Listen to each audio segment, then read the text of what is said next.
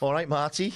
All right. Hey, hold tight. Long time no see, my friend. How are we? Very good, my man. Yeah, Very good. Better now that I've seen you, mate. I know. 7 weeks. Although we've been pinging voice notes back and forth while I was away. I know, a bit late this morning, weren't you? I just seen you running down the I thought you were going to let me off with that one, man. I'm trying to, look, I'm sweating over here. You know what I'm saying? I'm not going to make any excuses, mate. I'm never normally late, but... I know. Well, look, mate, good to see you. Just come back off holidays. A lot of stuff being going on. I know we were having conversations while you were over there. Some big milestones happened for you and some big kind of life lessons, it sounds like, my friend. So we'll get into that. But obviously, Marty, you're a good friend of mine. You know, we play volleyball, and I think we're on a similar growth journey together. We're kind of taking our little path, and it's good that we catch up regular. And obviously, not a lot of men have that, and I think it's good that we do have that. It means a lot to me, and hopefully, it means a lot to you. So for me, what I want to get into first is understand a little bit more about you and where you've come from. You know, even in our conversation, sometimes as men, you don't go proper deep. And a lot of men and women, we don't necessarily go, I call it pulling the thread on someone, because, you know, whatever you are here, the thread's from something over here, right? It's this program that makes you the person you are and your experiences. So I just wanted to understand a little bit about you. You know, what made you the man you are today? What experience have you had, you know, from your childhood for your high level? And, you know, we don't need to spit here for 4 hours going, you know, chapter and verse. But I'm really interested in, you've had been very successful in the stuff that you've achieved. And I know you, and you're on this different journey now. And I'm really interested in your insights of how that's built you and what you are today, if that makes sense. Yeah, it makes a lot of sense, man. But how long have you got is the question, you know what I mean? But, yeah, so I've actually been reflecting a lot on this, actually, when I was away, because, as you know, I went away for a long time. Long story short, I went to Europe. Giannini and I obviously proposed to Giannini, just for the audience. That's what he was talking about. Yeah, thank you very much, my man. Shook your hand properly. Yeah, thank you. I know, I was going to say, because I was late, see, he was holding on to that, right? He was like, he's late, he's not getting that handshake. But so proposed to Giannini on the trip to Europe. You know, went back to see family, as you know, we're both from the UK, etc., etc. So we had a great trip, and I actually was lucky enough to go away, like yourself, with your family. You went away to Mykonos, one of the Greek islands. I went to Santorini, my mum, sister, and Giannini. So I had some time to reflect there. And yeah, in terms of my upbringing, long story short, single mother, you know, dad wasn't around. Dad had, a lot of post-traumatic stress. It was one of those things where my mum never talked bad about him or anything like that. So it wasn't like, you see that a lot, right? Sometimes you see parents using their kids as like weapons. My mum never done that. She was like, you know, encouraging me to see my dad. So met my dad. If you don't mind me asking, what was that post-traumatic stress? Yeah, from? Totally fine. So he went to the Falklands War. So he actually went to war. Wow. And at a young age, you know what I mean? And this is what you see a lot of these young soldiers nowadays. They go to war. They're 19, 20. He was 21, 22. You know, the Sir Galahad ship. A lot of people know about this anyway. Have a look at the Falklands War. All his friends got essentially, you know, blown up on the ship, Sir Galahad ship. Wow. I actually met him when I went back home. You know, we've got a bit of a relationship, but not as good as I'd like it to be honest, but it is what it is. And yeah, they're still dealing with a lot of stuff from that now in terms of, you know, there's a big, massive kind of debate they've got going on, etc. But anyway, so he wasn't around, but I met him when I was 16 and stuff like that. And luckily for me, my mum always pushed me to play sports. So going back to what you said about my character, what made me the man I am. Fortunately for me, my mum was always like pushing me to play sports and stuff like that. So I was always around other men, like you were playing football from a young age, right? Yeah. Or soccer, as they say. I don't have to say soccer, football. Why am I saying that? It's I've got too many mate. American clients, man. Yeah. And I used to play rugby from a young age. And yeah, always competitive, always active and stuff like that. So luckily, you know, grew up like yourself, you know, kind of council estate in Cardiff. And, you know, my upbringing was, you know, really good. Luckily, I had a lot of love from my mum. I had everything I needed. I never went without food, any of those kind of things, you know what I mean? But when I look back, and obviously going back to me reflecting in Santorini, you know, mum went through a lot, like, you know, it was a lot of struggle, you know, growing up and stuff. But that is mainly what made me the man I am, because my mum's determination. She's had an illness.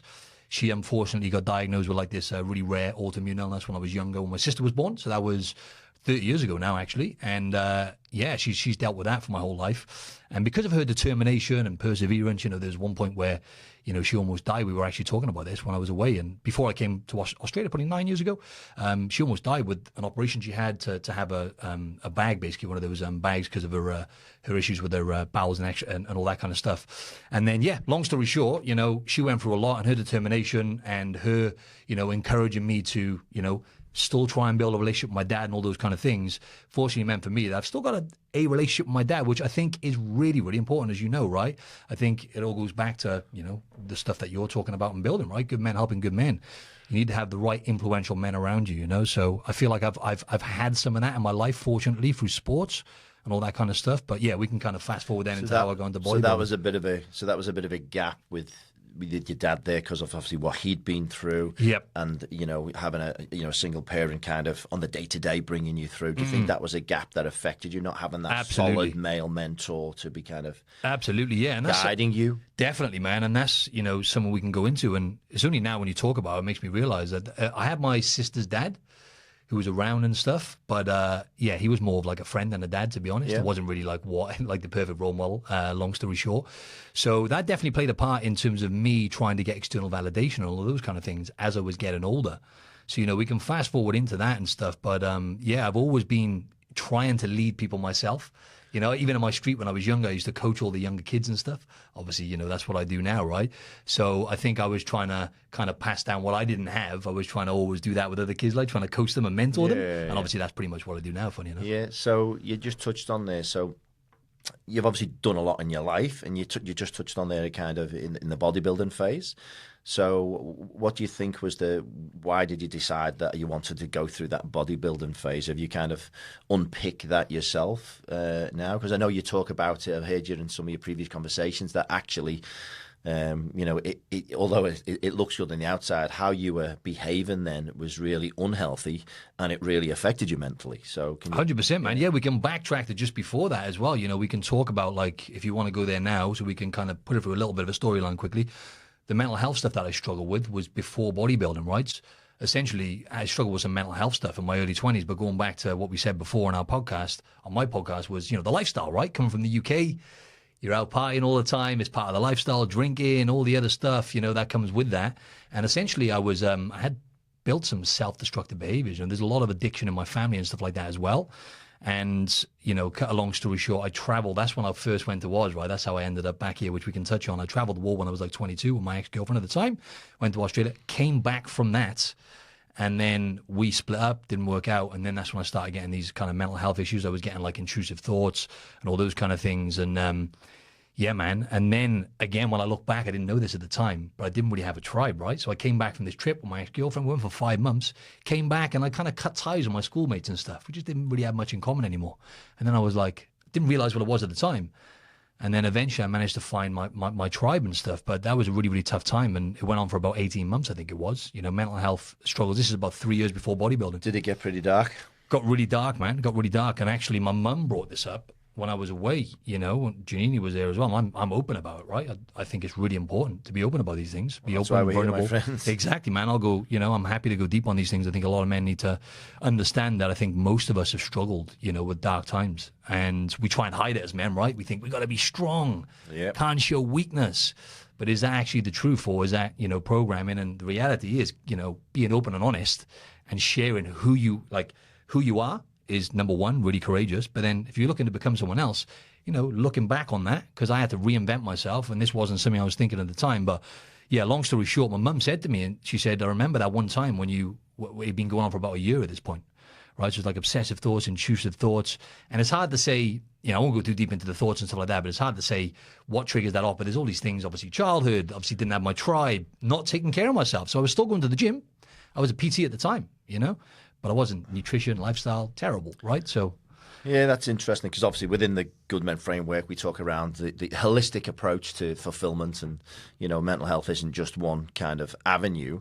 And so, because I've got your scores here from kind of at your worst, which I imagine would have been around that era, absolutely, that time, and kind of how you are today. So we'll touch on that in a second. But for most kind of men out there, or anybody out there who's kind of looking to aspire to be something, or, really be successful in whatever field, if you look at what you'd achieved, you did really well from the bodybuilding, right? You created a large following. You were doing great stuff. But if I look at your rating then, when somebody might be looking and go, okay, and that's this social media paradox, right? They're looking at you, you're out there, 50, 60,000 followers, whatever it is, you're on the move, you've set your mind on something, you've achieved it, you've won a competition, and you're at your best. But when I look at your scores, out of a score of a 20, and within the 5-pillar framework, we talk around health and fitness, internal work, love and relationships, social connections, and work and life flow. You were 0 in internal work, love and relationships, and work and life flow. You were 2 in health and fitness, and you were 2 in social connections. So out of a score of 20, you'd scoring 4 then. And what you're telling me through this simple framework, you're explaining that was probably one of the darkest times. And again, I would imagine you were considering a lot of stuff about your existence right back then, right? And if we talk around men going through, or anybody kind of going through, when you start scoring low on all of these pillars, and some men don't have a safety net. For you, that safety net, even keeping it at 2, going to the gym, doing the thing, that might have been your safety net. I know it's helped me in times. Social connections, you still had 2. You might have had a couple of friends who you can turn to. A lot of people that are scoring 0 on that, and that safety net's gone. And when you don't have someone to talk to, the loneliness epidemic is huge. Once that's gone, where'd you fucking turn, right? So I think it's really important to see.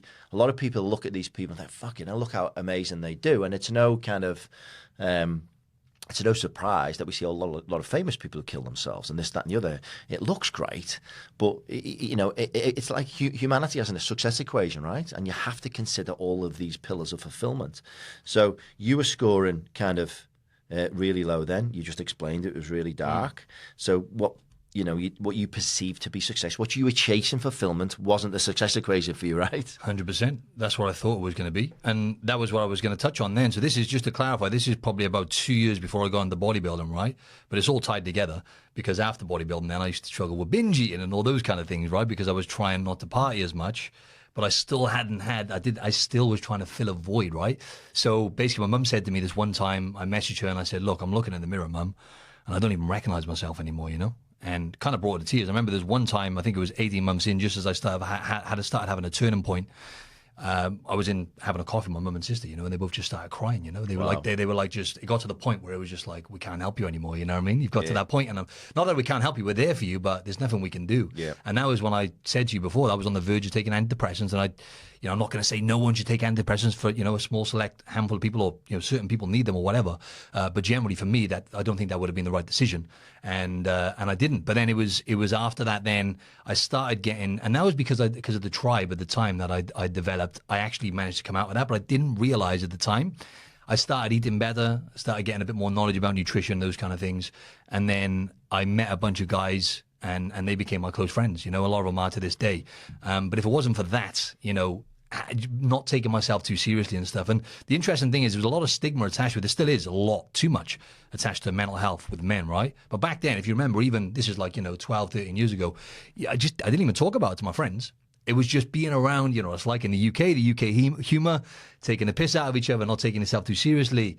It just, those interactions, man, with people in general is so important. So No, I was fortunate, man. No, 100%, and I'm really glad you found a tribe, because I think that social connections is huge for men. And going back to the hunter gatherers and stuff, we were tribes people, right? Running around with spears and probably having a laugh as we were doing it together, and we've kind of lost that within society. So if we go back to present day now, so really interesting. You score 4 health and fitness, 4 internal work, 4 love and relationships, 2 social connections, 4 work and life flow. So that would be 18 out of 20. Now, that's not to say those scores, because it's not set and forget.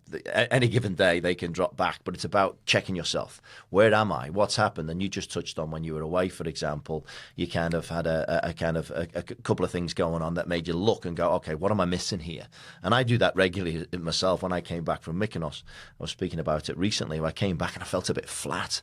And it was because I was out of sync, I was out of routine and stuff. So I had to check my own rating and say, what am I missing? I haven't played volleyball this week. I haven't done my meditation. I haven't done this. So you just kind of work through them. Next minute, your endorphins release. You feel, because humans, we need to do stuff. We need to feel productive. We need to achieve things. And when you do that, all of a sudden you start, lighting the mood. I was speaking to you about yesterday.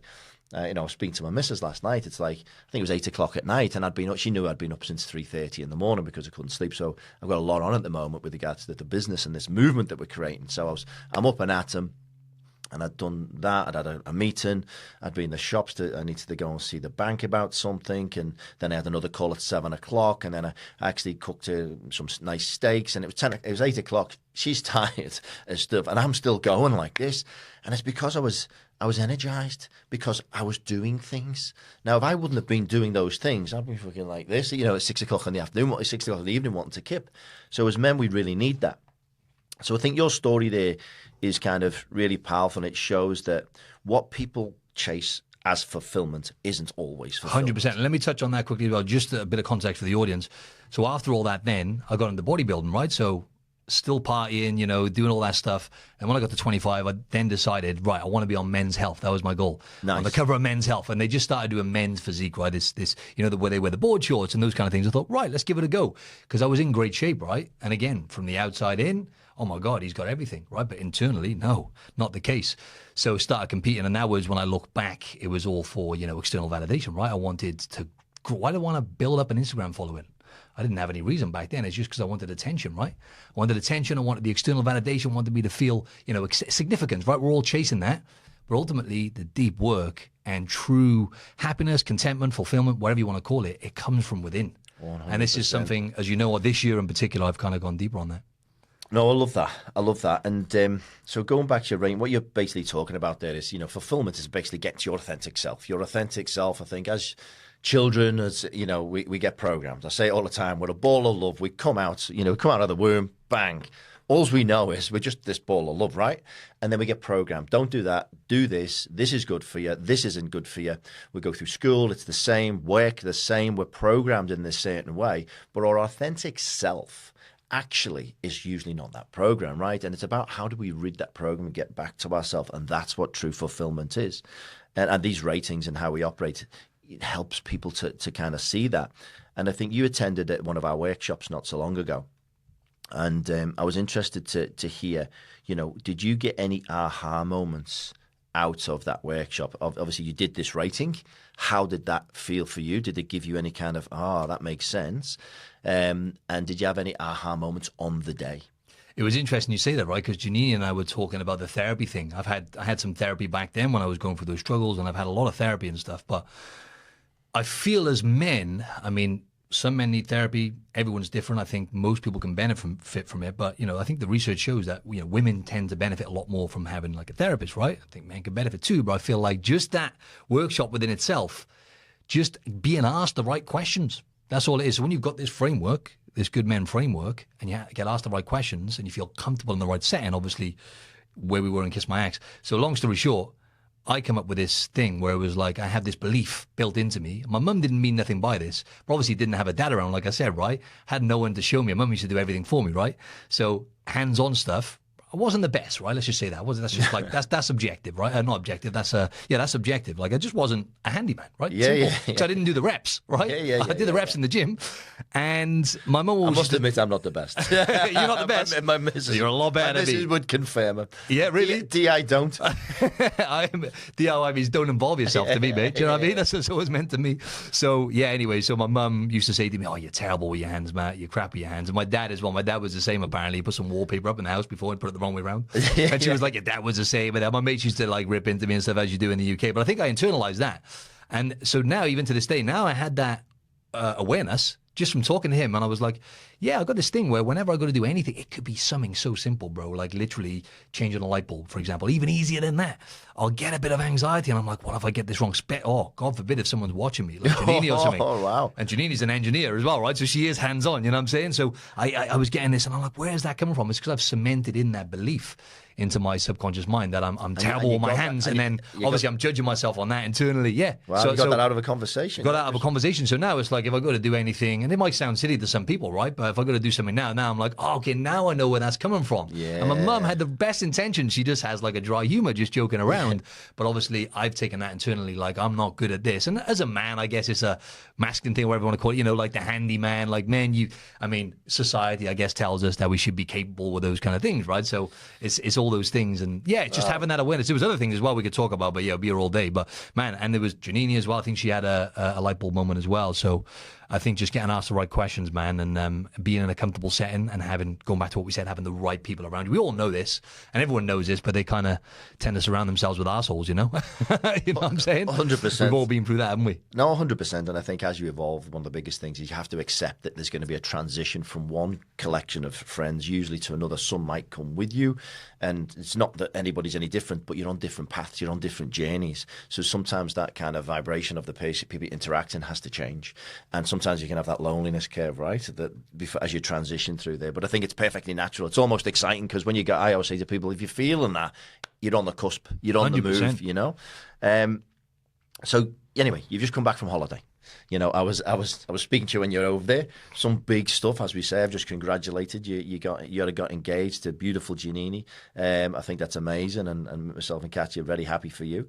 But I came back from even just 10 days from Mykonos, and I've got a lot going on. I had some real kind of, epiphanies, kind of life, kind of almost changing thoughts going through my head about how I view holidays, but how I view my life. And I'm interested on, number one, because I know you mentioned some similar stuff to me.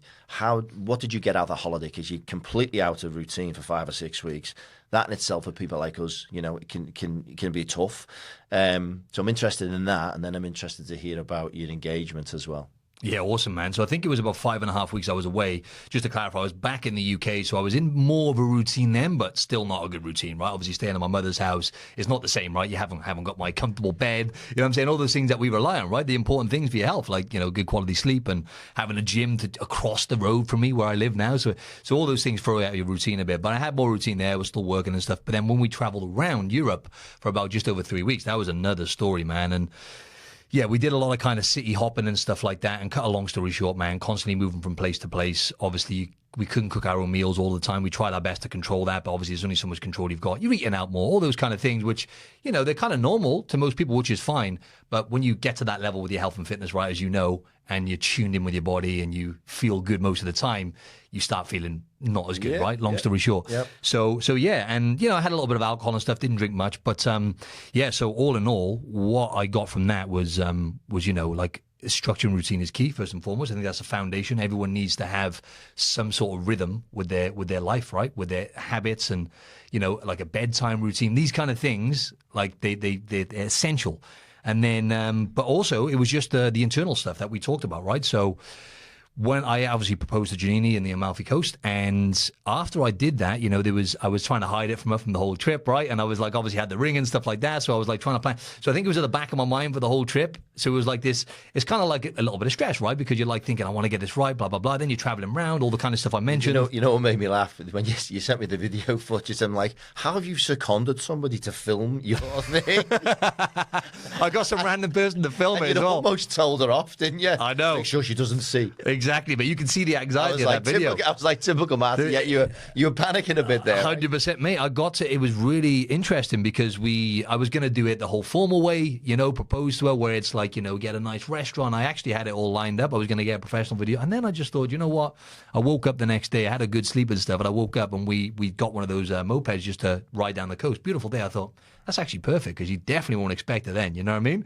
And she didn't, I think, expect it at that moment. She had at the back of her mind I was going to do it at some point, you know what I mean? But anyway, long story short, all the build-up, proposed to her, got her just after that video, right? So obviously, boom, all went really well, literally straight after, and we had a bit of I think it triggered off some trauma in her when I told her afterwards that I just felt empty afterwards, right? So I did it. When I say empty, I was like exhilarated and I was like over the moon that I'd done it and amazing and popped the question. She said, yes, right? I was buzzing. But then I remember looking over this beautiful, most picturesque in Ravello, if anyone knows that, in Amalfi, literally the most beautiful views ever. And I'm there with my fiance, the woman of my dreams, right? And I'm just stood there looking out and I'm like, man, like, what am I supposed to be feeling right now? So you can see how people get to that point where they're not running away from themselves, but you're not, I wasn't taking care of myself. So I wasn't getting, when I look back now, I wasn't getting out in nature. I need time on my own. So as much as I'm an extrovert, I need time alone to recharge. That's just me. And I think a lot of people need that. I didn't have any time alone on this whole trip. And the only 2 points I had time alone, right? you probably heard from me both times, right? The one time we got to Amsterdam, right? So we've been in the UK, and as soon as we got to our first little trip outside of the UK, we start our Europe trip, boom. First day, we weren't connecting well. You know, the love and relationships pillar, we weren't taken care of because I was grinding, trying to get the work done. She was doing bits and bobs, and we weren't really connecting and focused on the relationship, right? So then we had boom, got to Amsterdam. We went our separate ways for 3-4 hours. And it was that 1 hour sat in Vondel Park, luckily, lovely day, right? Thankfully, October in Amsterdam. And I'm sat there, I think this was before I messaged you, and I just had an hour and a half just doing breath work, sun on my face, being present, and just realizing, wow, I've had no time alone. I've had no nature, sat in a beautiful park.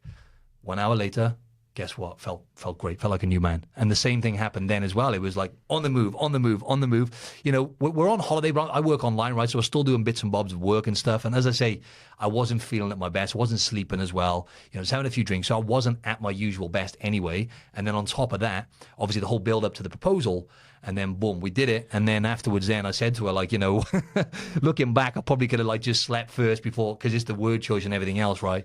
And she took it as my emotions were empty. My tank was empty because I wasn't feeling my soul.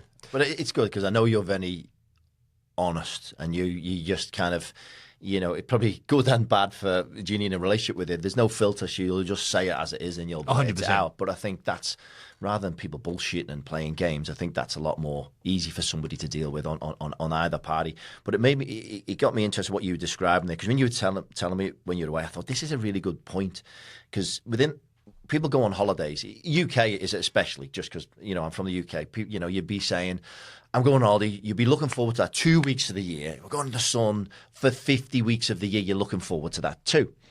So, and then you would come back, and I joke, and you kind of get the passport scenario where you hand your passports, you hand your passports into the Spanish kind of passport control, and you go, there you go. Can you give me my cough and my 3 months of depression, please? It's like an exchange. There's my passport. Hit me with the pain. 100%. And then you go back, and you're down, you're ill, you've completely depleted yourself because you've got arsehole for 2 weeks. But then there's it's not just obviously there, it's everywhere. It's I think people distract themselves from general what fulfillment is. And I was thinking to myself, are holidays tricking us out of fulfillment? Because you're kind of looking over there, and I did it recently. I live in Coogee Beach. I love where I live. It's beautiful. As I say, we go and play, I go to the gym. I can have a swim afterwards. I can play volleyball there. I work. I pop out on my lunch, whatever. It's fucking great. But even as soon as I decided I was going to Mykonos, I'm like, my mindset shift, and I go, can't wait to go to Europe. The difference of Europe, the culture, the this, the beaches, the this. Kicks in. And I'm looking over there, forgetting where I am here, and I'm starting focusing on this. And I was doing that for 6 weeks. Then I go to there. I go to Mykonos, and I'm there. And after a couple of days of excitement, new area, because all your environment is, it quickly becomes the place where you lay your head. So I've got this great villa. Flew my mum and dad in there. Great. But then very quickly, I'm like, hang on a minute. This is just the same. And then I start drifting. Can't wait to get back to Coogee. Do you know what I mean? So I'm kind of tricking myself away. And then I had to I said, hang on a minute. Give yourself a slap. Be present. And just had to relax. What didn't help me, very similar to yourself, is I was completely out of sync. And it's not just about, going to the gym, but I do train, and I like to train most days. The gym was 15 minutes away. I had to drive to the gym, drive back, and put that into the day. Obviously, eating is tough. You go and eat out. I'm with my parents. I don't want to be too restrictive for them, so you let it loose a little bit here. There's a couple of days there I haven't drank for many months, but I broke that when I was there. I could see my dad wanted a buddy. My dad's, I think I mentioned to you, my dad's, he's slowing down a bit cognitively. I also think that's because he's not energized as much by being around people, because I seen him in 7 days go from this to this, because I was revving him up every day. We took him to a day club. We'd enter that day club. There was a band on. There was people dancing, and I decided, I thought, he needs a drinking buddy. So I had a couple of beers with him and stuff. Broke my thing, but it was a beautiful day, right? It's well worth breaking it for. That's what it's all about, because that is what you'll remember. You care less about the alcohol. That connection and that moment with your dad. Like life, we don't know what's around the corner, man. So 100%. I'm so glad you did that. 100%. And what you're saying there is when that ring moment, because what you're doing is, as humans, you're thinking, you're looking at this thing and thinking, this is going to be it. I'm going to bring all this happiness. And then you trick yourself, because you're going, you're happy all the way along. It's just, you give that thing. That's not going to make you fucking happier. it's just the exchange of. It's beautiful. You've done something really nice for your partner and for you guys for moving forward. But what we've got to realize, our authentic self hasn't fucking changed. We just got to, understand this. And a lot of people think of that moment's going to create this next wave of great stuff, but it's not. And nothing's set and forget. It's understanding that we've almost got to try and remain a little bit more like this. We're always going to have our ups and downs, but we don't expect something to go there and stay there.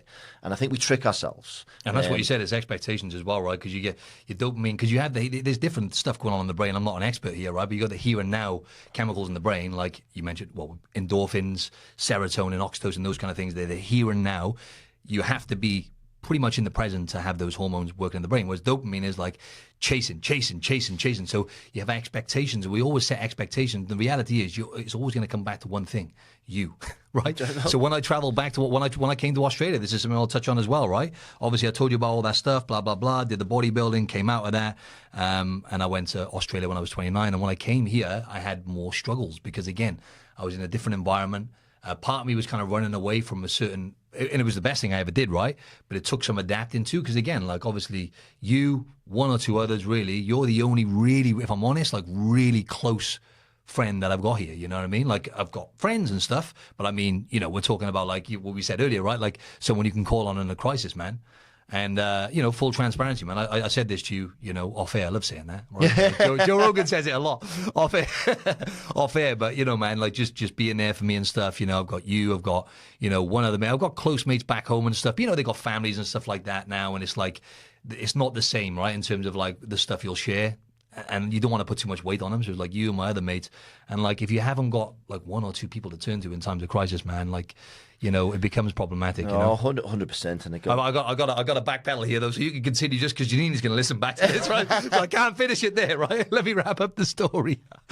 You were talking about men there, so I know Janini's within there. Nah. So just going back to this, you got engaged, right?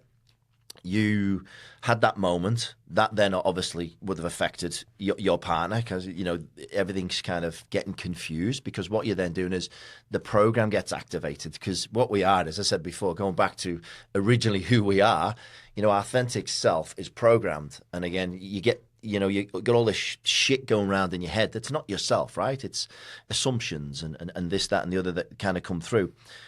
How did you navigate that with Janini? Because I know that would have affected him. Oh, absolutely, man. So first and foremost, I'm happy to be honest about this. Janini, I've already checked it with her, right? So it's all good. The coast is clear. As you know, right, with Janini, 2 years ago, we got together. After 3 months, obviously, I have a bit of the avoidant attachment. That, you've heard of attachment theory. You've got the 3 different types of attachment, right? Avoidant attachment used to be my thing. Now more towards secure attachment. I've worked on it. But basically, I was with her for 3 months and then, finished with her right out of the blue because I panicked. I was like, oh no, commitment, blah, blah, blah. And then after about a week then of fighting tooth and nail to get her back, luckily I got her back and realized I made a massive mistake within a day or two. And it was just kind of like a fear response. I don't know where it's coming from. It could have went back to childhood or whatever. But long story short, so what happened was then that night, it's a lesson, not what I should have done because everything happens for you, not to you, right? But I should have just slept on it, right? I was burnt out. If I'd have just went to sleep, we had a great day and stuff, it would have been different the next day. I would have woke up probably a bit recharged. But this all happened for a reason, and it was great because then what happened the next day, right? The same thing happened in Amsterdam. So we just got engaged, told her the night, I felt a bit empty afterwards. What I was trying to communicate is like the tank was empty. I just need to rejuvenate some nature, some time alone, which probably would a bit weird timing for that, right? But again, we didn't have any of that. And it would have been fine if I just communicated the next day. But anyway, because of that, it triggered off the trauma, right, that she had so she was taking the messages, oh no, so he's pulling away from the commitment again, basically, right? Yeah. So understandable, right? But the next day, anyway, we had a chat, 3 hours on my own, went out into nature. And again, it's like when people wait till they get diabetes until they try and get in shape, I did the same thing almost with the breath work, right? Not doing the regular breath work, not being out in nature, man. Like you say about volleyball, going for a swim, those kind of things we take for granted because we live here. You need those. It's like it's the most important thing. It's like brushing your teeth. For us going to the gym, it's like you just do it, don't you? Yeah. The nature thing, I've still got to be really conscious about factoring that in. You know what I'm saying? So, mate, it gives you the juice, doesn't it? It calms you down, doesn't it? You feel like connected again. Like I said to you, it's unreal. Well, sometimes you do. I went with. I'll tell you the story. On Monday, I went with Stephen, a good friend of ours, who's part of the Good Men kind of framework. And he'd celebrated going through this. He was 6 months sober, right? And that's awesome. 6 months now, 6 yeah? months, and he was heavy drinking. He was on our first podcast. So he said, "Look, I'm going camping." And he actually said to me, "Look, you've been a big part of me doing this. Do you want to pop over?" So I said, "Yeah, all right." So I said, "I'll go over on a Monday." You know me, I do love nature, but I haven't really camped in years since I was, in school or with the parents. And he says to me, "I've got this swag." And I said, "Oh, great, what's a swag?" He sends me a picture. I've got no idea the dimensions of it. So I rock up. He's got his van that he's got kitted out. He spends about 40 getting it all beautifully done, because the money he would have spent drinking and stuff now, he's actually invested in getting out into nature. He's got himself Took his dog with him, a dog there. Yeah. He turns out sweet as a nut. I look on the floor, and there's this fucking coffin on the floor. I'm like, what's that? I mean, like, I'm 6'4", and I went, "Mate," and I was trying to play it cool. So, I can imagine your face, like when he gets in the ice bath, he pulls his funny face for the audience where he's just like... Yeah, I'm like... "Am I sleeping in that?" And he's like, "Yeah." I went, okay. I got in there, mate, and this is like, it goes dark, out in the wilderness. I got in, and I was like this. My face is this far from this thing. I couldn't move, and I zipped it up, and I was like, "Oh, claustrophobic." I had to get out. Anyway, I ended up sleeping in the car. It was terrifying. But it was beautiful being there. Yeah. Waking but you up took it a bit too far. Waking up in the you morning, literally buried yourself in the ground. I think he was taking the piss. He got me an extra small swag. But I'm fucking like this in a coffin. So anyway, nature you can take too far. Exactly. But nature, look, it is beautiful. Going back to that relationships bit, and I know sometimes between you and Janina, like most relationships, when something happens, I always describe it, if somebody kind of almost, what I always say is, in a relationship, if somebody wins an argument, the relationship loses because somebody loses, then there's an imbalance, right? And sometimes that happens too many times. It's unrecoverable because somebody thinks they're winning, but you're not winning because you're winning against the person you fucking love, right? So it's about understanding. I think that's a real powerful comment to understand. If somebody in a relationship loses, the relationship loses. And kind of what I mean by that is, people don't realize they do. I think their authentic self realizes they do. And I've made that analogy to you. If somebody steps into a conversation, say you're having an argument with your partner, and you go, "You're right, I'm really sorry about that. I effed up, whatever." What people can then do is they almost then have the moral high ground because you've kind of submitted, and you kind of say, "I'm wrong." Now, people who maybe aren't as evolved or don't understand what's happening, they can kind of go take the high road. And I always say they'll put you on the suffering leash and walk you around the pain pack for a period of time, right? They'll go quiet, make you suffer, and they're just walking you around. So you're taking the person you love through pain for hours, days, sometimes weeks. And who wins? Nobody wins. You think you win. Who you win against? The person you fucking love. Exactly. And what happens to the relationship? The relationship suffers. So if one wins, relationship loses. And once people get that in their mind, it's like, hang on a minute, it can reframe stuff. The key to these things is getting rid of all the shit, because a lot of it, as I say, is the program, it's the cloud, it's the fog, it's not our true authentic self. What's actually going on here? And trying to communicate with truth and honesty and authenticity, and trying to then listen to each other and go, okay, how can we now improve from this, right? And I think that's what I'm trying to get better at, and I know you're trying to get better at. But it's once you become aware of that, it's not just about helping ourselves, but we help our partners as well. Because by doing that, the relationship can win, right? It can blossom. 100%. Is that a kind of something that 100%. And you know, it's so crazy that I was actually like, I was worried, man. I'm not going to lie. After that happened, I was like, oh, man, have I been running away from myself? Am I actually like, what's going on here? I didn't know what was going on. Then slept the next day, boom, went out in nature, like I said, breath work for an hour, no distractions, not going on my phone, went for a swim, right? Clear my mind, clear my thoughts, felt calm. Whatever happened emotionally inside me then was just like a transformation, basically, right? Because it was a need for my body. Went back to Janini, felt great, sat her on my lap, looked her in the eyes, and I was just like, everything's great. Yeah, spoke the truth. And I was like, everything's great. Everything's everything's great now. And then we took off there, and we really enjoyed the moment and everything there, man. But you just got to be aware of these things, right? You got to be aware of what's going on internally. Yeah, and that brought me to it. I've got a big belief, and I wrote it down here as part of the notes for this with you today. I think, people talk about the spiritual journey, whatever you want to call it, the growth journey, as you improve as a human being, whatever you do. I think the key to the game is, I think as children, as I said before, we're born. We get programmed. We have from an early age, we've got no choice other than to get programmed. So whatever kind of gets thrown at us, sometimes it can be like a computer virus. It's not a good program, right? So we kind of get built up. And then as we kind of come to teenage years and grow into our adulthood, we start becoming aware. And then there's almost something that starts coming through you. Your authentic self starts going, hang on a minute, this isn't right. Something's not feeling.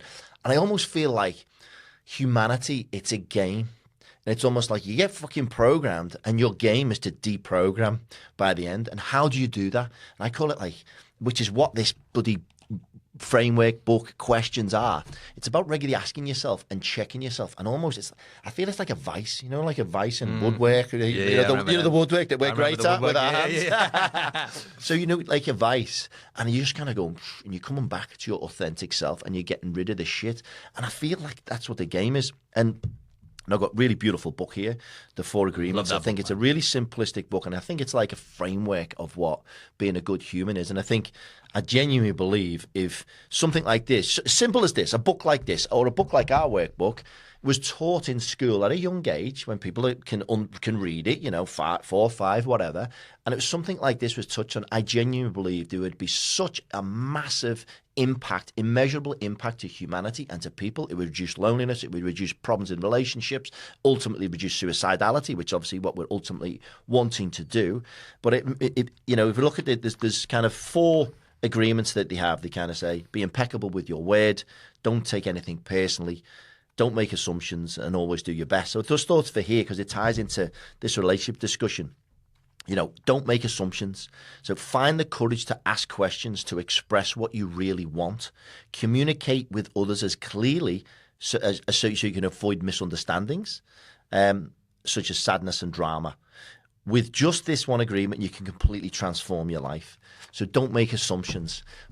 But how hard is that? It's hard. How hard is it? And don't take it personally as well. They're those, like, obviously being a man of your word. What is it? Be impeccable to your word. Yeah. That's still not easy, right? But it's a lot easier, I find. And then obviously the other one, do your best. I find that a lot easier. But yeah, assumptions, man, because we think that people are going to understand us, right? Without us actually communicating exactly what boundaries we have in certain things, right? So we have expectations without communicating. And I think Chris Williamson said this, right? Unmet expectations is like premeditated resentment or something like that, right? And then you start building up resentment. As soon as that resentment builds up, that's when it's dark. That's when it becomes a problem. That's absolutely key, because the assumption is, I've worked in business and I've had business relationships with people and had different views on things maybe, and I'm looking at them saying they don't communicate, and I'm throwing all of the problem that way. But then when you sit back and you go, have I communicated properly myself? Did they really? Just because I understand at my head, I might talk like this, that might not land for that person. So I'm making an assumption and pushing more problem onto this person. And again, just like any relationship, the relationship doesn't win, the business relationship doesn't win. The ultimate goal of being happy or being fulfilled or achieving success in business isn't going to win, because you're just sitting in this assumption going, I know best, they're wrong. You know what I mean? So I think, and what wins the day with it not making assumptions, it's speaking the truth and connecting with truth, because there's only the truth. There's only the truth of every matter. But how do you get to that? Get rid of assumptions and all the bullshit and have a calm. So I think communication is absolutely key. Remove 100%. Emotions, remove the fluff, and go, what is this person trying to tell me? And fucking listen. Listen. That's what I was going to say next. I think that's the most important piece, man. Listen because when you listen, if you make an assumption, you're going to tie a meaning to that, but that's your meaning. You want to look at that person and say, no. Understand. Listen to understand. Let's understand really what you're saying. Let get rid of me bullshit. And that's going to help us now try and resolve this or improve whatever it is. That's something where one of my mentors, one of the best things he taught me, right, about coaching, but anything, right, communication in general, is listen to understand, right? Because we always listen. A lot of the times we always do it, right? But just being aware this is a game changer. We listen to respond. So imagine your partner, you're having a conversation, right? If you listen to what her needs are, right, or his I'm needs doing it are, right now. Yeah, I know. Now we're going to just be staring at each other too much. We're going to lose the flow. You listen to that person and what their needs are, right, without just thinking about responding, because we're governed by self-interest. We can't help that. Humans is survival. We think about ourselves. We're selfish, right? It helps us survive. So it's all about being present. It goes back to what we said, man. I'm telling you, breath work. This is something I'm going to hold myself accountable to. I need to do this more. I need to ramp that up more. And definitely just being present, being able to breathe in those moments and just listen to what that person needs. And also just wanted to share something. I'm not like a relationship expert, but this simple thing as well. When you have conflict, right, which is inevitable, right, in relationships. Now, you can get less conflict, right, if you have these conversations and stuff and, maybe check in once a week about something that you're doing well. And this is something, again, I'm going to call out that I'm going to try with Janini this weekend. Rather than sitting down, we were doing the like check-ins and stuff. We haven't done them for ages, right? So I'm just going to go for a walk. I'm going to allocate that in, go for a walk with Janini once a week, a simple walk, and just talk about, one thing that I can improve on. You tell me one thing that I could do better, right, based on this last week, and then finish it off with like 3 things I've done well, right? Because obviously you've got to encourage each other and support each other, and you don't want to make each other. So those simple things, I think, go a really long way, and just being able to understand each other and listen to. Well, that's it. That's what I was going to say. One more thing is, what can I do to make you feel better, right? It's a powerful thing. And it's been helping a lot. It's a simple thing because we get into, a bit of back and forth. The ego might kick in or whatever. And then, as you say, then you share, what is it you say? Poison, pass poison, passing poison back and forth. But yeah, instead of that, it's like, just okay, poison each other, poison the relationship. Exactly. I'm really sorry, but what can I do to make you feel better, right? And it doesn't always work, right? Half the time, though, they'll actually actually, it's X, Y, and Z. Stop being an idiot. Yeah, stop being a dickhead. That'll start, you know what I mean? But they can then we can both express ourselves better than if you just ask the person, how can I make you feel better, No, that's beautiful. And you touched on Chris Williamson. There was something, he had a guy on called Richard Reeves, and there was a really good podcast just recently, and going back to pure... Listen to it. Great. Yeah, from a men perspective. Man, the teenage thing, that was really... Mate, I was listening down the plane, actually, coming here, man. That was really... There's emotional listening to that. There's so much powerful stuff, and that's why I believe, at the moment, I said it before, I'll continue to say I am obsessed with reducing suicidality, the loneliness epidemic, and helping men and women become more fulfilled. And I think there's a simplistic equation. And I think there's so much going on. I've said it time and time again. At the moment, it's too overcomplicated for people to run down this expert's pathway because it's so deep, right? I think there's a holistic view that we can help. And what we've got to do as a society is realize how important this is now. It's got to be front and center because the death rates are fucking phenomenal. And there was something in here. He said that men feeling unneeded and unvalued is almost fatal. And I was like, fuck, that sounds like a disease. Just that simple thing. How powerful is that? Being unneeded and unvalued is almost fatal. And again, on another one of his podcasts, he was talking about like today in the US, there's 500,000, 500,000 less men than there would have been if the rates of suicide wouldn't have increased because of all this that's happening. I'm thinking 500,000 less men. Number one, fucking unbelievable is that for humanity that 500,000 men less are killing themselves, not through cancer, not through this. They're taking their own lives in this beautiful creation that we have around us. So that's fucking phenomenal. What's that doing to the economy? What's that doing to society as a whole? We're already got problems. We've got problems left, right, and centre. So I just find that absolutely baffling that's the number. That those numbers are happening in society today, and we haven't got a real kind of some simple things that, as governments and society that we're trying to do to counteract. There's almost like loads of people are trying different, things because people like myself are getting really passionate about it. But I genuinely believe there's some simplistic stuff. And from the research that I'm doing and the people I'm working with, just kind of what you were going on to previously, you were talking about, social connections. Lucky you might have had you found a little tribe there that might have helped you off that high risk step because your rating was really low. You were getting depressed. You were considering stuff. So, some people, if they don't have that safety pillar, if you look at that, if they've got nowhere do they go? That's when people end it. 100%. This is what I wanted to talk about, right? When I was away and I had a few moments, right? I had that one moment after the engagement thing, right, where I was trying to figure out like what's just happened here. You know what I'm saying? Like like you hear about this all the time, like you live in the dream and you can see from the outside in, right? On my Instagram, and I am. Don't get me wrong, I am.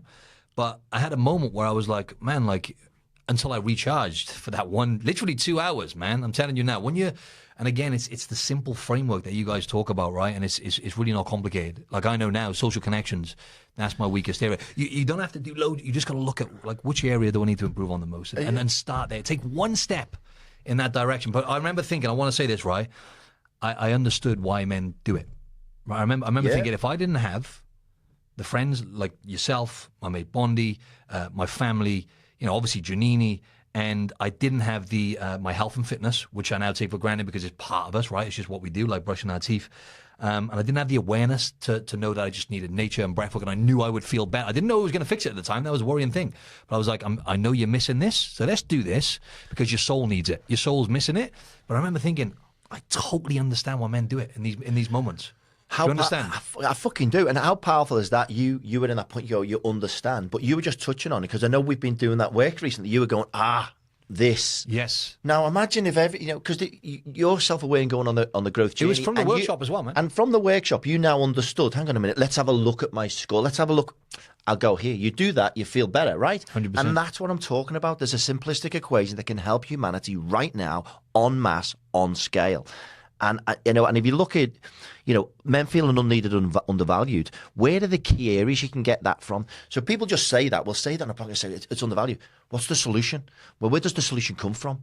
In there, feeling undervalued, a lot of it's going to come from love and relationships and social connections, because in there you're going to feel where can life flow in work. Yes, you can feel your value, but where do you want it really? You want it from a love. You want it from a proper relationship. You want it to be true, one authentic soul to another, proper love. I mean, that's true. That's when you're going to feel needed, right? And you've got purpose and society where we touched on it before, provider, hunter gatherer type scenario. With society changing for the better, great. But don't think men have managed to catch up to, well, I'm not the provider anymore, so what's my value?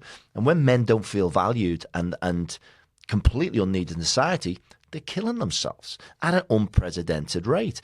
But if we have these simple things to check in with, then it's going to reduce. It's going to help. It can't not help. No, it will 100%. And it's having some, again, like you say on podcasts, there's so many good podcasts out there talking about it and stuff, right? But as you say, like, action needs to be taken. You know what I'm saying? And to take action when you're in a hole like that, and I just talked about this. When you're in that place, I did not see a way out when I was in that position. I did not see a way out. My mum said to me one time, you'll get through this and you'll look back on it and you'll laugh, or you'll look back and go, wow, I'm so glad I got through that. I didn't believe it though. My mum was saying that and I was like, yeah, true. Inside, didn't believe it because I didn't have the pillars covered, right? The internal, all the scores are there to show it. The proof's in the pudding. Mate, so 100%, and I've seen it time and time again. That it doesn't need to be this way. I think there's a fucking simple equation there. And just like yourself, I've been digesting these podcasts and I just can't believe there hasn't been a solution. So the teenagers, man, that's the one that got me 15 to 30-year-olds. It's gone up by like a third more men in between the age of 15 and 30 since 2010 are killing themselves. Like, think of that on a mass scale, how many men that is. Young men. Their life hasn't even started yet. I know, and then there's the people who take the lies, but there's the people who are just unhappy, depressed, shit. So the majority of humanity is walking through, clouded by this thing that isn't themselves. They're not truly enjoying the world as they should. So I think, the work that we're doing, and I'd like to kind of, is anything else you'd like to bring up before I kind of wrap up? Man, I was just thinking then, so pretty much touch on everything I wanted to talk about there, Correct. but I wanted to just touch on then exactly, and like what I help people with, as you know, right? Nutrition, mainly nutrition, training, lifestyle. I help people, basically ambitious people get into great shape, right? And generally like high achieving people. And just from that one pillar, right? So there's a couple of pillars which we cover there. Of course, we cover the health and fitness. We cover some of the internal stuff as well. And just those two things there, right? When you fill those two buckets up, right? I'm telling you now, man, like they're different people, man. They've reinvented themselves. It's all interconnected. It's all interconnected. It's like if you're struggling like shit in work and you've got a nightmare of a boss, you're doing all these hours. I'm watching my missus now. So my missus is in corporate, high-flying job, working a million hours, stressed to death, not getting appreciated for the work she's doing, and it's consuming her. So it's consuming her all the time. So when she's in works all these hours, then she finishes, then she's consuming, then she goes to sleep, then she wakes up, and then so she's got that, and she's kind of getting the gym, and even in the gym, she'll be thinking about the stuff, this meeting, and someone's been a pain in the ass, and It's crazy. And that's most people, even not at that level though. Nowadays, you can work all the time. People are getting worked into the ground. They check their emails first, but they check their emails at 7 a.m. on average. The average person works like pretty much they're checking emails all day. Exactly. They, even if you're not working, your mind's there all day. 100%. But what will happen is a lot of people who aren't aware of the 5 pillars of fulfillment, they will then drop the other pillars because I've got this, I'm too busy, I'm going to do this. So your health and fitness goes, your inner work goes. Well, they don't realize you're dropping all of your dopamine, you're dropping all of the feelings as a human of progress. Where's your fucking win? You ain't got one. And over a period of time, it just chips away at your soul. And then people's fucking life force drops, and then their want of where they are. And that's what leads people ultimately to where they are. So even if you're solid in a couple, you kind of, I've got these nailed in. I've got my safety nets. I'm going to tackle the world. Yes, I'm going to have bumps here and here. I'm aware of it, but I've got these locked in. You've got the resilience. And that's why health and fitness, I understand nutrition is powerful, but also some of these might just be inner work. They get up, they meditate, they really connect to themselves, and that might be their powerful thing. Somebody else's might be something else. True. But I think, having a solid safety net somewhere, build from there, and then let it ripple through the other areas of fulfillment. 100%. So, good, really good to catch up. And I just wanted to wrap up because I think it's important to call out, what we're doing and why we're doing it. We're just a couple of lads from the UK having a chat now, right? Why are we doing this? Because of everything that we've discussed. We're doing this because society is losing its way. Humans are forgetting what it is to be a human. Young people are killing themselves at an unprecedented rate. It's phenomenal, right? So what are we doing? Are we perfect? No. We've just spoken here about all the fuck-ups that we've done, the ups and downs, the mental health, this, that, and the other. But there's lessons from that for us. We grow. And even just sharing this, we release crap, release traumas. It's beautiful to do this sharing. 100%. So what we're saying is, if more people, I know there'll be people in the UK going, who does he think he is? I'm just sharing some of my shit. Yeah, 100%. And I want to help. I am obsessed with the opportunity to try and help society reduce suicidality. So I'm going to give it a go. 100%. I guarantee. And most people, and that's the reality, we just accept that most people, again, because unfortunately, like you say, most people are not happy with themselves internally. 100%. So if they see someone like you or me talking about this, like, who does you think is that? Because again, unfortunately, a lot of people, they've got the void there. They're not happy. And people project it. But that's sad though, man. And they can get to a good level themselves in terms of their health. But what I'm saying is, it's like this, our ups and downs, everything. Life's like that. If 100%. You focus on the gym, you still have your downs. I still fuck up every day. 100%. But it's about being aware. So what are we trying to do here? We're just, obsessed with making a difference. And you've got to get rid, and I just express more people. I say it, vulnerability is a superpower. For a human being vulnerable is instantly connected to someone else. It gets rid of the shit. People lower their fucking guard and you can connect. So I'm saying if more people spoke like this to their friends or to others, you would create friends by being vulnerable. Instead of being the tough guy, getting your ego in the way, get rid of your ego, be raw and vulnerable. People will warm to you and then you can open up other things. So what I'm trying to say is I wish more people would have these discussions and open up, because vulnerability is a superpower. And I just want to kind of end it on that and saying, this is all we're trying to do. We're just trying to have good chats, go through some experience, and hopefully help society to understand what we truly are as humans. 100%, man. I love it. And I'd just like to finish that with, love what is going on here, man. And I've had a few kind of moments myself, right, where I've just been like, oh man, there's a call in here, because there's so many people in general, right? But, men in particular, if we look at, the proofs in the pudding, unfortunately, with the facts.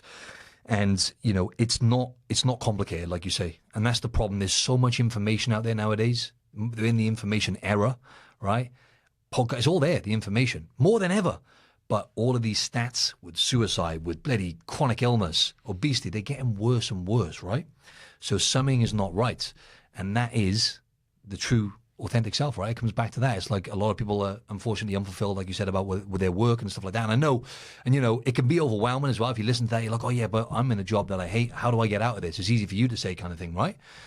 But the reality is there's only so far you can go, unfortunately, before you have a crisis point. Or it might not be a crisis, but where you hit a wall, or at least you get to a point in your life where you look back and go, because there's one thing you're not going to get back, man, is time. Time is one commodity you never get back.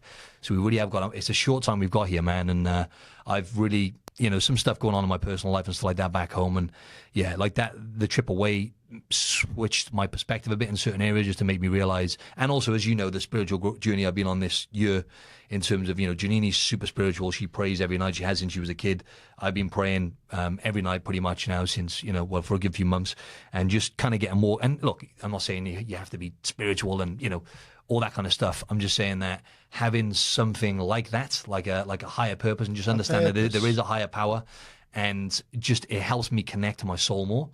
Just simply praying every night. And yeah, man, I just wanted to say that it's amazing to have a chat with you, bro. And I could talk to you all day, man. But what you said there, I'd love to finish it on that as well. Yeah, vulnerability is a superpower, because vulnerability equals what? Courage, right? When you have more courage, it helps other people, and number one, it helps you.